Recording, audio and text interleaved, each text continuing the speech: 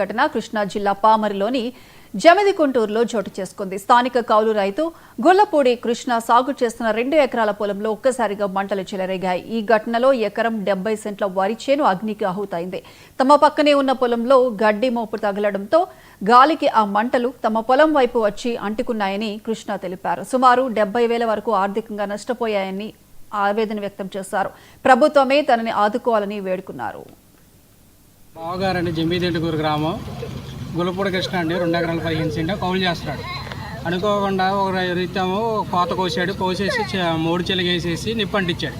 ఆ నిప్పంటించడం వల్ల మా బావ పక్కన కోసం కొయ్యాల్సిన చేను కూడా తగలడిపోయింది. దగ్గర ఎకరం 70 పొలం తగలడిపోయింది. సాయంత్రం కోత కోద్దాం అనే టైంకి తగలడిపోయడానికి ఎవరు స్పందించక ఇప్పుడు ఆ ఒడ్డు నష్టం ఎవరు కడతారండి? దగ్గర 70 నుంచి 80,000 పెట్టుబడి పెట్టున్నాడు. ఈయన మధ్యతరగతి కుటుంబస్తుడే. డైలీ పనికి వెళ్తే కానీ రెక్కాడితే డొక్కాండ మనిషి. చేతికి వచ్చిన పంట నాశనం అయిపోతుంది.